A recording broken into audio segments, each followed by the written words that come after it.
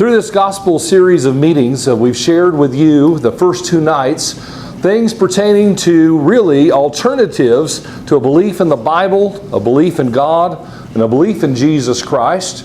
And we have looked at the various elements of theories that are out there today that would try to give some kind of ideology or philosophy, or even under the pretext of science, an alternative to believing those things. Well, what we've examined is that we don't always hear all the facts, let alone the difficulties that those particular theories face, and then sometimes some tragic failures. And then when we've looked at these, what we've ultimately helped you to do is to build your faith. But to build your faith, to understand that it's okay not to believe in those things because they fail certain tests, but also to let you know and to help you appreciate that what you have put your faith in is true. And so today, this being the Lord's Day, the last two services that we have planned, the two lessons that we have planned for this gospel meeting, we plan to actually share with you things that are pertaining to the Lord. It's only appropriate today that we build Him up and give Him glory in all of the things of which we know about Him. This morning, we're going to spend some time looking at a case of whether or not Jesus is who He claimed to be. As it says here, who was Jesus? Was He holiness or was He a hoax? And the reason I ask those questions is not to belittle Jesus, because I honor Jesus and I believe Him to be the Lord and the Christ. But I ask those questions because many have those questions in the world today. Yes, though Christianity is the most popular of all religions in the world, making up nearly 2/3 of the population of this earth at 2.3 billion people who claim Christ to be who He is, but maybe not reflecting it in their lives. The point is that many people have put faith in Jesus Christ, and we need to ask the question, is it really true? Is it really true, or are a lot of these people misled? Because there's other ideas, other religions, and other beliefs that are out there. And those who do believe in Jesus Christ constantly struggle with the idea of whether Jesus truly is, and can we prove Him to be according to the claims of the Scriptures. And so, we want to answer some of those questions. And we especially want to answer those questions for those who might be skeptical, who come to us in honest heart and ask us, why do you believe in Jesus Christ? Why do you believe that Jesus Christ is the Son of God? Or even, why do you believe there is a God? And I think Jesus helps to answer that question. And so this morning we want to spend a few minutes looking at this idea to help you not only with your faith, but help you also to share that story with others who are out there, so that hopefully they may take the time to reflect upon these facts and to consider Jesus as a part of their life, and especially their eternity when this life is over, and what the ramifications will be based on their belief, whether they believe in Christ or if they don't. So first thing I want to begin with is, let's be clear. The Bible definitely states that Jesus is divinity. A lot of people think that He was at least a unique and special person in history. Some think that maybe He was at least a prophet or a man of God. But I don't want there to be any mistake. The Bible is clear that Jesus is stated to be the Son of God in many cases. In many cases. For instance, from the New Testament in 1 John chapter 4, in verse 14 and 15, I'm going to move around here so I don't block this side of the room from seeing the slides. In verses 14 and 15 it says, "We have seen and testify that the Father has sent the Son as Savior of the world. Whoever confesses that Jesus is the Son of God, God abides in Him and He in God." And so it's clear. It is stated there that Jesus is the Son of God according to John. In the book of Hebrews, in Hebrews chapter 4, in verses 14 through 16, the writer there says, "Seeing then that we have a great high priest who has passed through the heavens, Jesus the Son of God, let us hold fast our confession." And so the Hebrew writer not only states that He is the Son of God, but he says the confession of which we have, which is the precipice of our belief, we confess Jesus before men. We confess Jesus as the Son of God. We also find that Jesus taught that He was the Son of God. It isn't just the claims of individuals who wrote the Scriptures, but Jesus Himself taught this basic principle. In John chapter 12, verse 25, He says, "I told you, and you do not believe. The works that I do in my Father's name," referring to God, "they bear witness of me." Verse 30, "I and my Father are one." Now, He doesn't just come out and say, "I am the Son of God," but he necessarily infers that God, of whom he is speaking of, is his Father. And the inference there is, if he is his Father, then Jesus is his Son. We see in Matthew chapter 10 and verse 32, Jesus says, "Therefore, whoever confesses me before men, him will I also confess before my Father who is in heaven. But whoever denies me before men, him I will also deny before my Father who is in heaven." And so there's no doubt that Jesus isn't talking about a man named Joseph. He's not talking about an earthly man. He's talking about someone who's in heaven. And he is speaking of God. And he goes on and will clarify this in other passages. Notice here in John chapter 9 and verse 35, Jesus heard that they had cast him out, speaking of one of whom he had healed. And when he found him, he said to him, "Do you believe in the Son of God?" Now we get down to some very specific language. We're no longer inferring anything. He's asking about a belief in the Son of God. Notice what it goes on to say here. And he said, "Who is he, Lord, that I may believe in him?" And Jesus said to him, "You have both seen him, and it is he who is talking to you," or talking with you. Then he said, "Lord, I believe." And he worshiped him. He worshiped him. Why did he worship him? He worshiped him because he was the Son of God. He was divinity among men, and he recognized that. And certainly Jesus appeals to the idea that he is the Son of God, and he is making reference to that case being himself. In Mark chapter 14, verse 61, again the high priest asked him, now in this case it is not out of an inquiry of curiosity, but instead Jesus is on trial, and they are about to put him to death. And if he says that he is the Son of God, it is exactly what they're looking for to make an accusation against him. And Jesus, though, unapologetically answers this question. And they're saying to him, "Are you the Christ, the Son of the Blessed?" Jesus said, "I am. I am." So he does not deny it. He does not skirt the issue. He comes forthright and says that is exactly the case. We notice in Matthew chapter 16, verse 15, Jesus said to them, speaking to his disciples, "But who do you say that I am?" Simon Peter answered and said, "You are the Christ, the Son of the living God." Jesus answered and said to him, "Blessed are you, Simon Bar-Jonah, for flesh and blood has not revealed this to you, but my Father who is in heaven." And so again, Jesus affirms the claim that he is the Christ, the Messiah, the promised one, and that he is the Son of God. Well, what's interesting about this is that these claims aren't just found in a particular book, and these things weren't just done in some corner of the world of which no one had heard of, and that word came forth later in time, such as some would propose.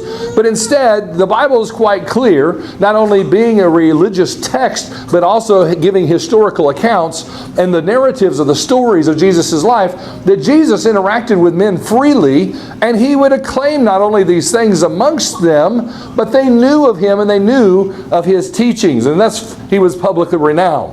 In John chapter 18, beginning in verse 20, Jesus himself said, "I spoke openly to the world. Skipping ahead, and in secret I have said nothing. Ask those who have heard me. Indeed, they know what I said." Now, this shortened paraphrase of this passage, I'm ultimately just trying to focus in on the parts that are essential to the discussion. But the point of what Jesus is ultimately saying is I was seen of the world. They bear witness of me. You can ask them anything you want if you want to verify the story.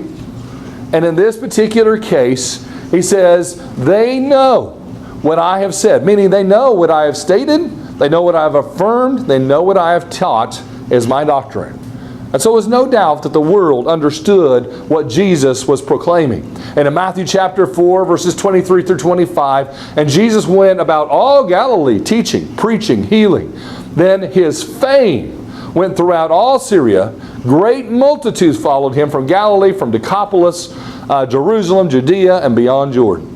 Jesus wasn't a person who was working in small circles. Jesus was an individual who was notorious in his day. and hence such a historic and well-believed and received figure even in the world today, with some 2.3 billion people believing that he truly was an individual of history and according to claim. So, what else did we find? Well, it's good to find things in the Scriptures, and we'll talk about more of the Scriptures here in just a moment, but it's also important that we have external evidences that support the Scriptures as well. And when we look back to various historical figures in the 1st and 2nd centuries, we find plentiful support that Jesus was a reality and that he ultimately lived up to the claims of which he had promoted, and that the things of the Bible are accurate. When you look at this particular list of individuals, from Josephus to Justin Martyr to Clement of Alexander, who we'll read from here in a moment, Irenaeus, Origen, all of these individuals, historical individuals who ultimately were writing accounts of history. And in their accounts of history, they did as any historian would do. They went out and they researched the things of which they were going to write about. Sometimes the research included other texts. Sometimes the research included, in many cases, interviews with individuals. And in some of these cases, based on the dates of which these individuals lived, not only would they have lived in the future, near future from Jesus' death, with people still living who were eyewitness accounts of those things, and eyewitness accounts of hearing his messages taught. They could have interviewed and asked questions and verified the information. Even as Jesus had said, ask, and you'll find answers of those who have heard me.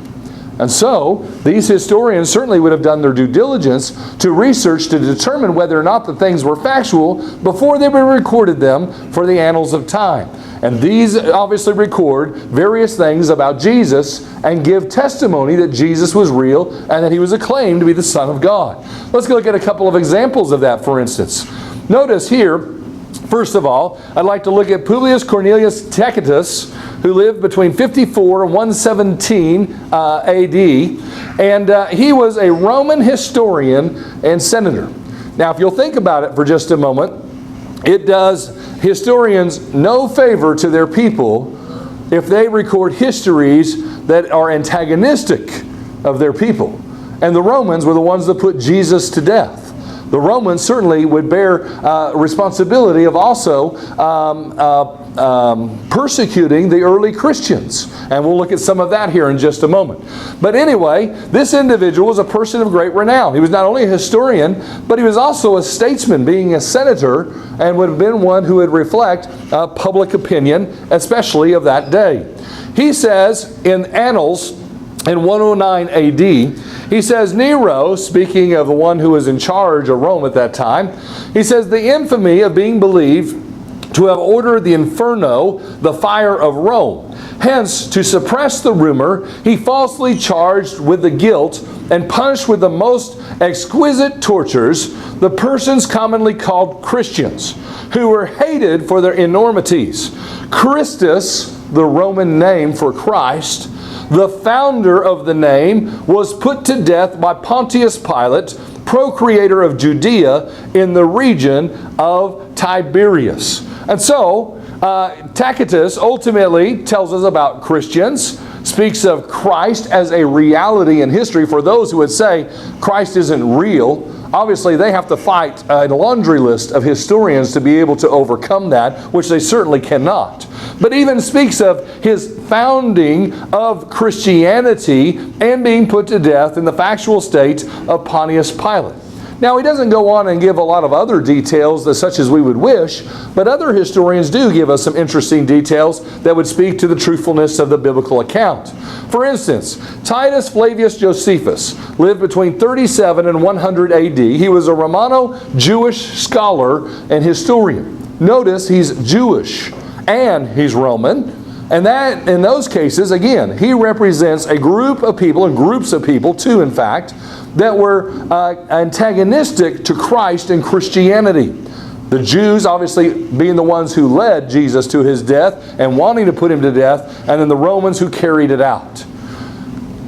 Josephus says this in 93 AD in Antiquities. He says, now there was about this time Jesus, a wise man. Now, if you were to stop there, you would say, okay, just an interesting individual in history, a person with great teaching ability. But he goes on and says, if it would be lawful to call him a man, for he was a doer of wonderful works. Now, he's not talking about some of us who might go and build a playground at a park or go erect a library. No, he's talking about miraculous works. And we'll see evidence of that as we go on. He says, a teacher of such men has received the truth with pleasure. He was the Christ. And when Pilate, at the suggestion of the principal men among us, Jews, had condemned him to the cross, those that loved him at the first did not forsake him, for he appeared to them alive again the third day. What did he say? They saw him resurrected from the dead. Resurrected from the dead. As the divine prophets had foretold these and 10,000 other wonderful things concerning him, meaning the fulfillment of prophecy. And the sect of Christians so named from him are not extinct at this day. And so here Josephus writes of Christ, and in fact writes of him in a way that affirms the biblical account of Jesus' not only reality, but resurrection, and even those who followed the Christians, but he was a fulfillment of prophecy. He truly was Messiah, or the promised one, according to prophecy. So, when it comes to the individuals as historians would have interviewed or possibly gotten some account from, wouldn't it be nice if we could actually read some of the eyewitness accounts? It's nice to see that there are historians we can go back and we can read and we can admire their writings, to see the things that they ultimately researched and brought forward to us and recorded in the annals of history, that we might be able to glean some fact and some support to the evidence of which we believe according to the Bible. But wouldn't it be nice if we actually heard from the eyewitnesses themselves? And so people ask the question, and sometimes I get it, maybe you get it yourself. Is there anything out there written in history that ultimately is an eyewitness who saw Jesus, who speaks of writing about what they saw of him and what they heard of him? Some third party who ultimately gave us some insight to what he might have been like and what he taught? Well, we do. But before I give you their names, let me start by giving you their credibility. Let me start by giving you their background, to see the variability of their background, to see the coexistence of all of these individuals, but also the supporting evidence that when stories come and collaborate from all sorts of groups and places in the society, that should lend some support to their story. First of all, there was Roman government officials. Of course, we saw one just a moment ago who was a historian, but he wasn't necessarily an eyewitness. He had to research those things. But there was one who was a Roman government official who spoke of Jesus, and he worked for the state. He was a tax collector, and being a tax collector, he was an educated man. Then there was also a Gentile physician, a non-Jew, who was a doctor. And that particular doctor had a Roman name, and certainly because he was a doctor had to have a great and extensive education, especially as much as he talked about the physical nature of man. We also find that there was a Jewish zealot, a Pharisee. Pharisees in many cases opposed Christian activity and Christ as the Messiah. But there was a Jewish zealot who was of a rabbinical school, so he was a very educated man, whom also was a Roman citizen by birth, and was in fact a persecutor of Christians. And so to hear from him and to hear from the opposition would be very important as well. Then there were also those among Jesus and their society, Jewish fishermen, just average, everyday, blue-collared working class. And then there was also even a pupil of early church fathers who reported of the things that he had learned and possibly things that he himself had observed as a young boy. And then, wouldn't it be nice to hear from the family themselves, such as half-brothers who at one point may have opposed Jesus' claims, but then would give us the full account later on about all that they learned of him. Well, who are we talking about? We're talking about the writers of the New Testament. When people think about the Bible, especially the New Testament, they quickly think of it as one book, and they don't think about it as being unique writings historical writings, literary works that are historic and written by individuals who bear some of the names. For instance, those of the Gospels, Matthew, Mark, Luke, and John. And Luke, the physician, also wrote the book of Acts. Paul wrote the Pauline letters that bear his name. And certainly he also wrote various letters to individuals. And then we also have, obviously, John, who wrote the book of Revelation, and also 3 letters from him. Peter, who wrote his letters. And then you have James and Jude, the half-brothers of Jesus. Now, these individuals represent a lot of cultural diversity. And yet, all of them speak uniformly and harmoniously of Jesus. And when you weigh those things side by side, you get a masterful account, yes, that's in one work called the Bible, the New Testament specifically. But those things are ultimately representation of the eyewitnesses who saw Jesus and then put their faith in Jesus. It didn't matter their background. Ultimately, his story had an impact on their lives, and they set forth to write about that.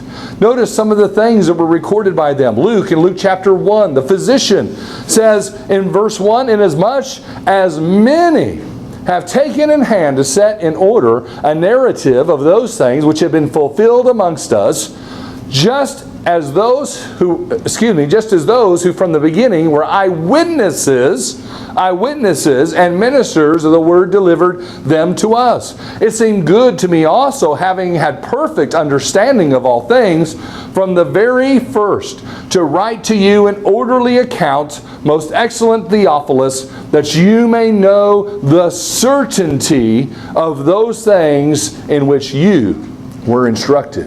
Notice the powerful language this physician writes, in which he is proclaiming that, yes, the things that are written by many eyewitness authors are true. And I write to you my own account to ultimately support that. Notice also, 1 John chapter 1, verses 1 through 4, John says, "That which was from the beginning, which we have heard, therefore," as he goes on to say, "we have seen with our own eyes," they are eyewitnesses, "which we have looked upon and our hands have handled, concerning the word of life. The life was manifested, and we have seen and bear witness, and declare to you that eternal life, which was with the Father, was manifested to us. That which we have seen and heard, we declare to you, that you also may have fellowship with us. And truly our fellowship is with the Father and with His Son, Jesus Christ," him who He's been talking about. "And these things we write to you, that your joy may be full." And so John is speaking of Jesus. He is speaking of interactions with Jesus, hearing His teachings, seeing Him work His works that Josephus even mentioned. And he says these things they write, that His audience may know that they're true, and know that the faith that they put in these things is absolute. Well, what's interesting about all of this, and what's important to keep in context too, is that all these individuals who wrote these things, they wrote these things not because they were like the Harry Potter books. They didn't write them because it was going to be like the movie Star Wars. They weren't going to be popular. They are popular today, but they weren't popular in the day at which they were written. They wrote them in a time of which many who would stand up and proclaim Jesus as the Christ, the Son of God, would be persecuted. And in fact, would either be tortured or be put to death for making those claims. And in fact, many of them gave their lives for that. So you have to think about that for a moment. You think about these individuals who were everything from common day, everyday men, working class individuals, all the way up to very educated, with individuals who had very positive outlooks for their futures because of their education and their practices. That they would ultimately give all of that up in their life also for the story that they wished to tell to others and proclaim to the world. And by doing that, they and all who believed in that, those who came together every Lord's Day faithfully, keeping in the doctrines of the apostles and the breaking of bread and the fellowship, Acts chapter 2, verse 42, which they did steadfastly. that alone was enough to put their lives in danger. And because of it, it was a great testimony. It is a great testimony to the world still today, that those people had seen things, heard things, and were willful to believe those things to the point of giving their life for them. For giving their life for them. And we need to think about that. What would you today be willing to believe to the point you'd give your life for it? Let that just marinate a moment. What today would you be willing to give your life for? These individuals would not have given their lives in mass for a lie. Especially things they had seen with their own eyes, or which they knew others who were close to them had witnessed. And honestly, it wouldn't have just been by word of mouth from somebody else. There had to be plentiful evidence for them to put their lives at jeopardy for these things. So those are the persecuted Christians of the first century. They are a fantastic testimony as why Jesus Christ's claim of divinity is true. Notice what it is said in the Scriptures, Acts chapter 8 and verse 1. Now Saul was consenting, ultimately this becomes the Apostle Paul who becomes a believer, but at one point he wasn't. He said he was consenting to Stephen's death, the first Christian martyr in the Bible. At that time a great persecution arose against the church. Acts 22 and verse 4, I, Saul, persecuted this way, Christianity, to death, binding and delivering into prisons both men and women. In Acts chapter 12, verses 1 through 3, now about that time Herod the king stretched out his hand to harass some from the church. Then he killed James, the brother of John, with a sword. And because he saw it pleased the Jews, he proceeded further to seize Peter also. Acts 14 and verse 19. Then Jews from Antioch and Iconium came there, and having persuaded the multitudes, they stoned Paul and dragged him out of the city, supposing him to be dead. Yes, many of these individuals paid the ultimate price for their belief in Jesus Christ. Today, what do we get if we say we believe in Jesus Christ? Now, the last two nights, if it's the right audience, with those who are obviously proponents of evolution or proclaimed atheists, we might get a little ridicule. But you know what? I work with those individuals every day. You might do the same as well. I've never been threatened with a stone or a sword. I've never even lost my job over it. And I certainly don't threaten when I go home at night. I don't feel threatened here in this assembly. And I'm sure none of you feel threatened at all either. Yeah, we'll get a little harassment. But the harassment that was stated here is not a harassment in that it is verbal. It's a harassment in that they were thrown into jail. That they were ultimately beaten or in some way taken to the point of death but not crossed over. But yes, some did. Some did die by the sword, and some certainly died by stoning. These individuals' testimony is extremely important, and we need to emphasize it to those who would sit there and waver and wonder, was Jesus really claimed to be? And ask them the question, is would so many people given their lives so freely if it wasn't true? And they had the ability to validate that story in their day and in their time. So why did people believe? Well, let's summarize a couple of these things in our closing minutes here this morning. Why did people believe that Jesus Christ was the Son of God? Was it just because He made the claim that He was the Son of God and He affirmed those claims and that the others made those claims and that there were certain stories written about Him? No, there was a lot more to that. Number one, Jesus was one of a kind. Hebrews chapter 4 verse 14 says, seeing then that we have a great high priest who has passed through the heavens, Jesus the Son of God, let us hold fast our confession. We noted that earlier. Notice verse 15. For we do not have a high priest who cannot sympathize with our weaknesses, but was in all points tempted as we are, yet without sin. There is no other person in all the world who can make this claim. No other person in all the world who could have lived out their life and been tempted by Satan himself, mind you, and still have never sinned. And guess what? He was a public figure. How many public figures do we hear today debating for the opportunity to become leader of the United States? And we know everything about them. Public figures don't get out there in the public light and not find the dirt on them. But yet Jesus, being a public figure, no dirt was ever dug up on him. Never was there a point in which he was accused of sin and that be held to be true. What's interesting about that is that when we look to the Bible, that nearly every great and notable individual in the Bible had some sort of flaw or failure exposed within the Scriptures. It doesn't matter how popular they were, whether it be Adam and Eve in the beginning, whether it was Noah, Abraham and Sarah, whether it was their children and grandchildren, Isaac, Jacob, Joseph, Moses or Aaron, whether it was Saul, David or Solomon, or Peter or Paul. It doesn't matter. All throughout the Bible is the story of how these were men and women and being of mankind and being subject to our carnal bodies. They failed at times. They sinned. And there's no apology in the Bible for that because of their human nature. The difference was people who kept trying to do what's right and overcome their sin, and there was those who just lived in sin. And that was the difference between those who would try to follow after God and those who simply opposed God.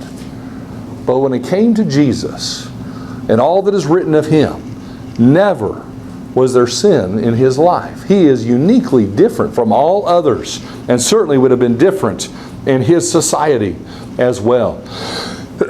He was outstandingly unique in the way he taught. In Mark chapter 1 verse 22, and they were astonished at his teaching, for he taught them as having authority.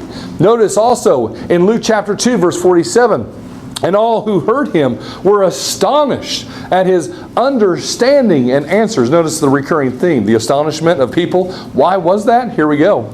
John chapter 7 verse 15, according to the New American Standard, the Jews then were astonished, saying, how has this man become learned, having never been educated? You know, for the last 2 evenings, excuse me while I get a drink. For the last 2 evenings, I've been sharing with you about evolution, and I do that uniquely. And then I have a special education in both the life sciences and also geology. And what if I was to stand up here after 2 nights of lecturing and telling you about all the things that I have come to understand about all of those sciences, and said, you know, I've never went to school. I never had a formal education. Or I even tell you I couldn't read or write. You would be astonished, wouldn't you? Well, there's a reason these people were astonished at Jesus' ability to teach and all the knowledge that he had. Because they knew he had never been educated. He had never been educated. And even as a young boy, when he was at the temple, those who had been educated were astonished at him. At a ripe age of 14, when they couldn't understand how he came to know so much. Jesus was unique in that. He was truly the Word, manifest Word amongst us. He was inspired of God. In Matthew chapter 13, verse 54 through 56, when Jesus had come to his own country, now these are people who knew Jesus from his upbringing, he taught them in their synagogue. And so they were, yet here's our word again, astonished, and said, where did this man get this wisdom and these mighty works? Is this not the carpenter's son? Is not his mother called Mary? And his brothers James, Joseph, Simon, and Judas? And his sisters, are they not all with us? Where then did this man get all these things? Even the people Jesus grew up around were astonished at him because they knew what opportunities had been afforded him. They certainly knew how he would have gained knowledge if it had ever occurred, but they had no account of how that could have ever been possible. And so they again were astonished because of his outstanding uniqueness. But Jesus also had miraculous ability. Not only was he inspired miraculously, he was also able to work miraculous things. Acts 2 verse 22, excuse me, here Peter says, men of Israel, Hear these words, Jesus of Nazareth, a man attested by God, and that word attested by God literally means the idea of witnessed to you, attested by God to you by miracles, wonders, and signs, which God did through him in your midst, as you yourselves also know. And so part of the testimony of Jesus Christ is that he had a sign of heavenly ability.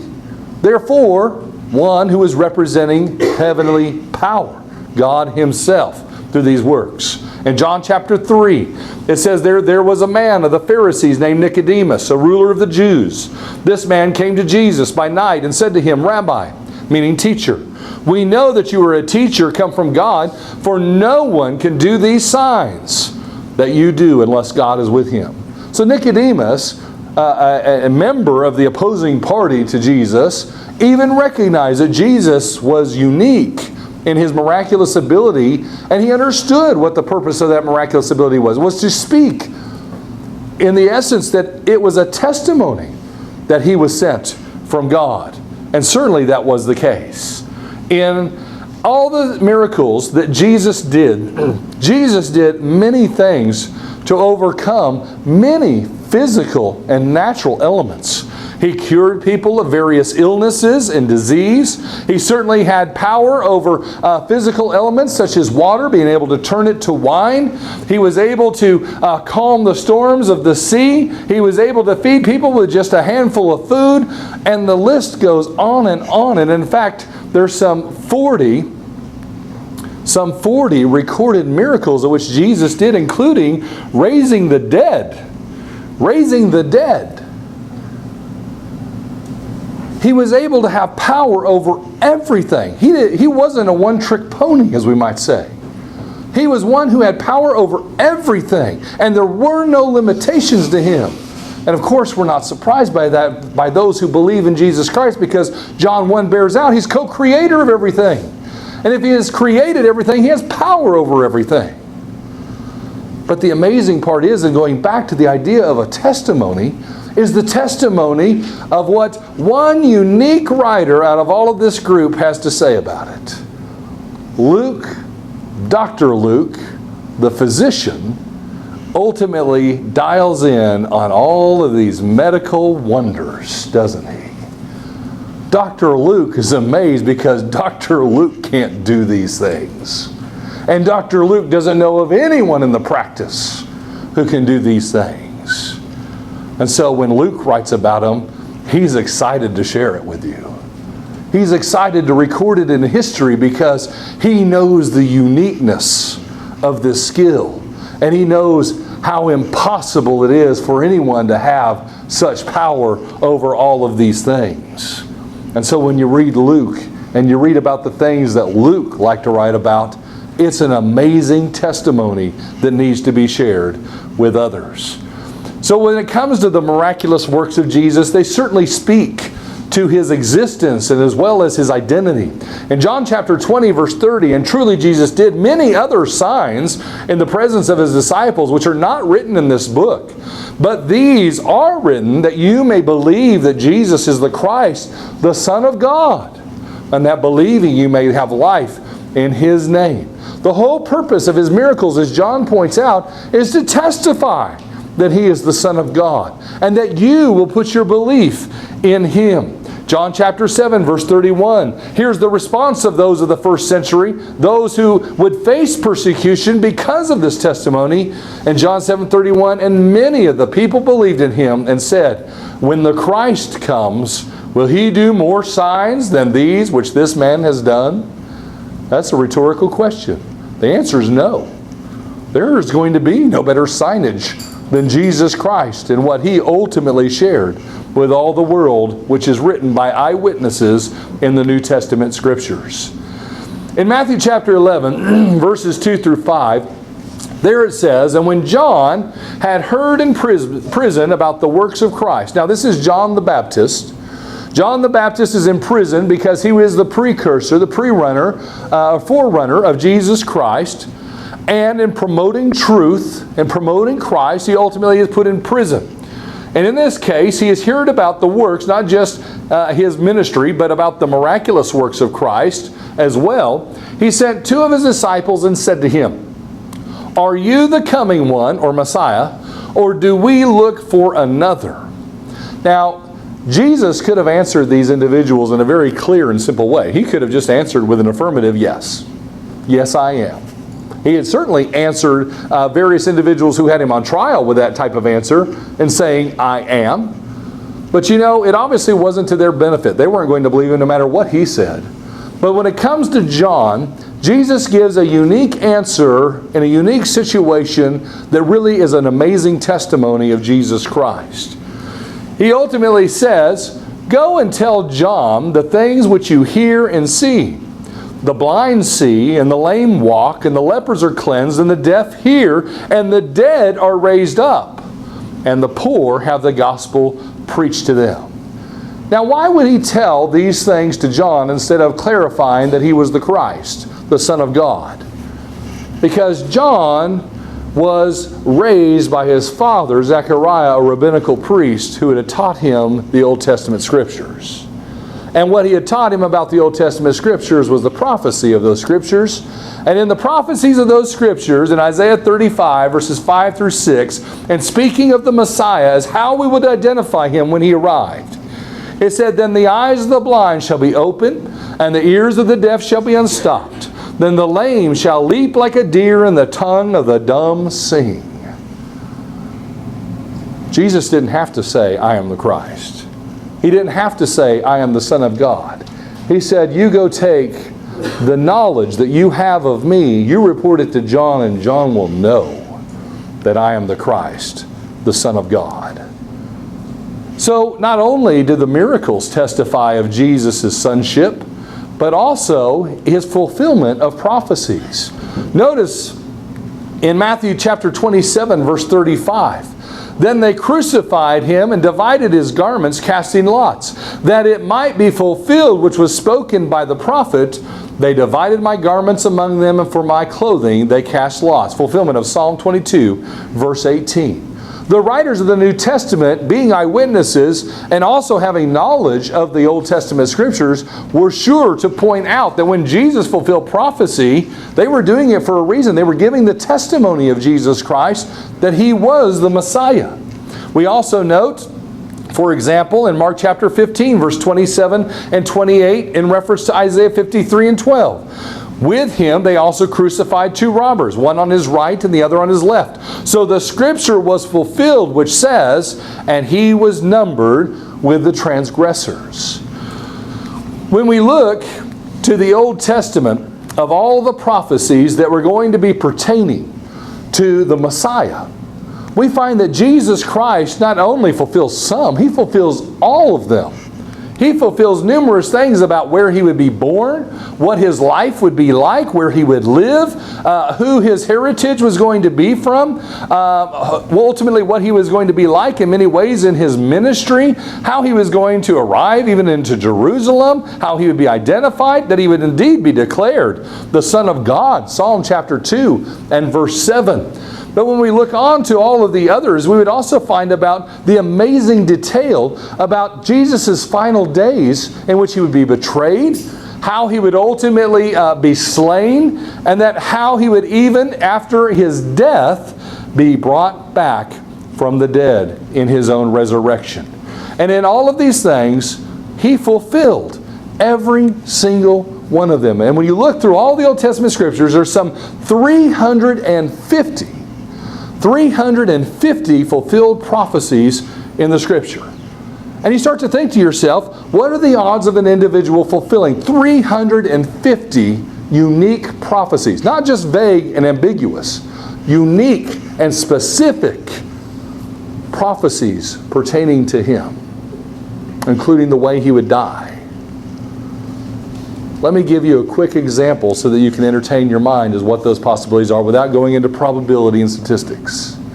I'm going to give you a couple descriptions, and in your mind, I believe you can come to an answer. You younger ones might struggle with this, but those that are older, you might get it. An individual will play basketball. He will go to college at North Carolina. He would turn professional He would play for the Chicago Bulls, and he'd wear number 23. Now, I don't have to tell you about the contracts with Nike, how much he would make, and how popular he'd be in our society. But from those 5 elements, many of you already got Michael Jordan. How many unique prophecies do you need to single out an individual in the world? Not many. Not many. Now, in some cases, maybe we have a little more ambiguous lifestyles, but it won't take 350 to single out an individual. But 350 are more than enough to recognize when it is the one and only one in all the world of which the prophecies are speaking of. And Jesus fulfilled every single one of those. And certainly the early disciples knew that. Jesus himself not only met prophecy, but he himself prophesied, opening himself up to examination and testability by others. Because if he prophesied of something and it didn't come to be true, then certainly he wasn't the Messiah after all. And so Jesus gives us another litmus test. For instance, he speaks of the destruction of Jerusalem in Luke chapter 21 and verses 5 through 6. Then as some of his disciples spoke of the temple, how it was adorned with beautiful stones and donations, he said, "These things which you see, the days will come in which not one stone will be left upon another that shall not be thrown down." Luke 24 verse 15. Therefore, when you see the abomination of desolation, notice he's going to give even an interpretation of Old Testament prophecy, spoken of by Daniel the prophet, standing in the holy place, whoever reads, let him understand, then let those who are in Judea flee to the mountains. Did the destruction of Jerusalem and the temple occur? Yes, it did. 70 AD. Accounted by historians. How about the persecution of the saints? We know about the 1st and 2nd and 3rd century persecutions of Christians, but Jesus foretold that that was going to happen in Luke 21 verse 12. But before all these things, they will lay their hands on you and persecute you, delivering you up to the synagogues and prisons. And of course, those are fulfilled in Acts 8 and 9. You will be brought before kings and rulers for my name's sake, Acts 9. Also, all of chapters 21 through 28. But it will turn out for you as an occasion for testimony. Do you know the persecution of the first century Christians is a testimony for us today to witness to people about Christ as the Son of God and the Messiah? He said, it will happen to you as an occasion for testimony. You will be betrayed even by parents and brothers, relatives and friends. They will put some of you to death, and you will be hated by all for my name's sake. Ultimately, he also prophesied of the establishment and the permanency of the church in Matthew 16, verses 15 through 18. He said to them, "But who do you say that I am?" This is Jesus speaking to his disciples. Simon Peter answered and said, "You are the Christ, the Son of the living God." There is that answer once again, the confession, the great and noble confession. Jesus answered and said to him, "Blessed are you, Simon Bar-Jonah, for flesh and blood has not revealed this to you, but my Father who is in heaven. And I also say to you that you are Peter, and on this rock, on this foundation, the principle that Jesus is the Christ, the Son of God, not Peter, not little pebble, as some people try to propose. No, little pebbles aren't going to hold it up. The big rock, the foundation, the substrate of the earth, that's going to stay permanent. He says, upon this solid foundation, this rock, I will build my church, and the gates of Hades shall not prevail against it. For all of those who would even begin to remotely propose that Jesus built a church on a human being, those who had proposed that Jesus left the church behind as a replacement because he wasn't able to establish his kingdom such as he was supposed to do, they teach blasphemy. They teach blasphemy that attacks the deity of Jesus Christ, the Son of God. And they need to take a step back and they need to re-examine their position on those things. If he is the Son of God, if he is divinity, man will not ever overthrow him. As was stated, 10,000 angels could have came down from heaven and utterly destroyed humanity if it would have been a part of his plan. He could have done it, but no, the church was his plan. That's why it was allowed to come in existence, and he paid the price for those things in fulfillment of the Scriptures according to prophecy. And yes, His death, His burial, and His resurrection are according to prophecy. I leave this with you this morning. When it comes to the death, burial, and resurrection, these are some of the strongest things that ultimately speak of Jesus as the Son of God. In Matthew 17, verse 22 and 23, the Son of Man is about to be betrayed into the hands of men, and they will kill Him, and the third day He will be raised up. Jesus never tried to keep it a secret from the disciples. 3 times He told them very specifically what was going to happen when they arrived in Jerusalem. He told them that His days were numbered. He told them He would be killed. But He also said, in 3 days I'll be raised up, speaking of His own resurrection. Mark chapter 10, verse 33 and 34. Behold, we are going up to Jerusalem. The Son of Man will be betrayed to the chief priests and to the scribes, and they will condemn Him to death and deliver Him to the Gentiles. And they will mock Him and scourge Him and spit on Him and kill Him. And the third day He will rise again. All of this in fulfillment of Isaiah chapter 53, which shares it in such great and vivid detail as to have been there, but yet hundreds of years before this day. In Matthew chapter 12, verse 40, alluding to Jonah 1 and 17, for as Jonah was 3 days and 3 nights in the belly of the great fish, so will the Son of Man be 3 days and 3 nights in the heart of the earth. John 2, verse 19, Jesus answered and said to them, destroy this temple in 3 days, I will raise it up. But He was speaking of the temple of His body. Therefore, when He had been risen from the dead, His disciples remembered that He had said this to them, and they believed the Scripture and the Word which Jesus has said. All these according to prophecy also. The idea here is that the resurrection from the dead is fulfillment of prophecy. And Acts 3 verse 18 says, but those things which God foretold by the mouth of all of His prophets, that the Christ would suffer, He has thus fulfilled. Going back to those who had proposed that Jesus died not according to God's plan, do not understand the Old Testament Scriptures, that they spoke clearly that Jesus would die and had to die to become the perfect sacrifice for sin, that we might all have hope of eternity. And that's why I say that kind of teaching that teaches against this is blasphemy. And they do not know and have ignorance of the Scriptures, because it is clear from the Scriptures. And the early disciples knew that this was fulfillment of prophecy, that all these things had to take place. So the resurrection is ultimately one of the strongest points.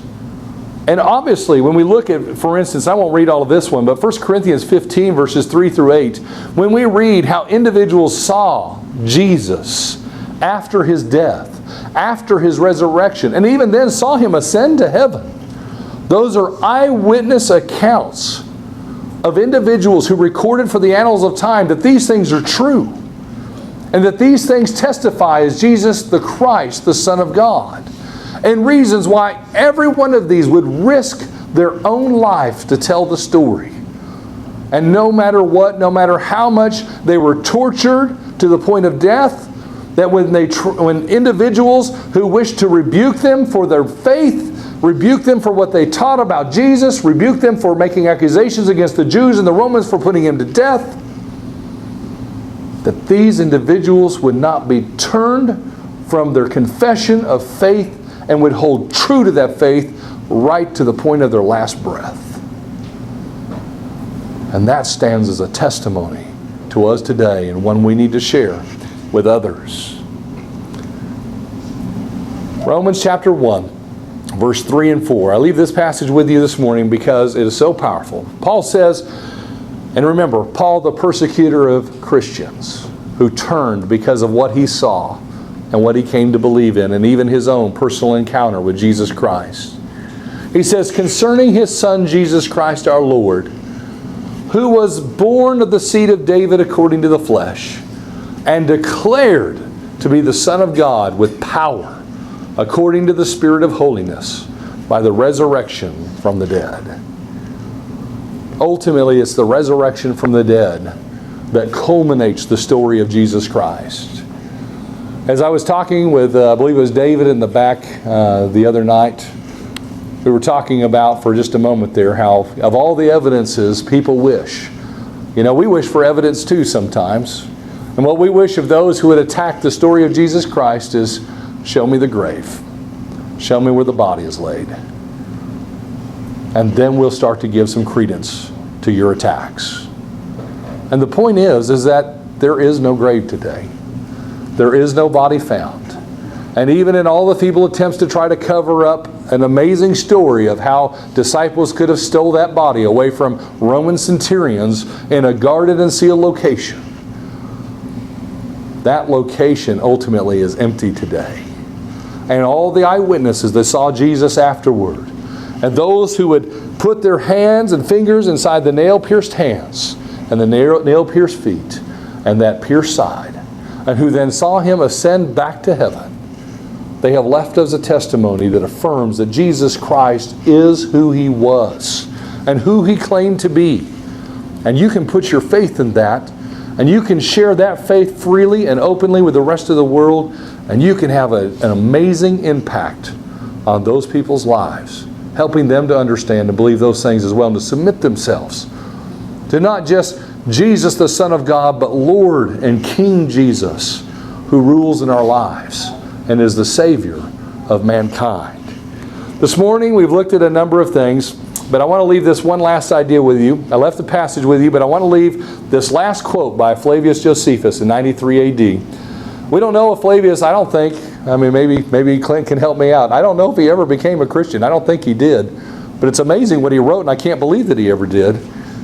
He said, he was the Christ. And when Pilate condemned him to the cross, those that loved him at the first did not forsake him, for he appeared to them alive again the third day, as the divine prophets had foretold. You know, that testimony alone, no matter who it came from, should have spoke wonders to all the audiences who read it, and certainly should stand as a testimony of Jesus Christ today.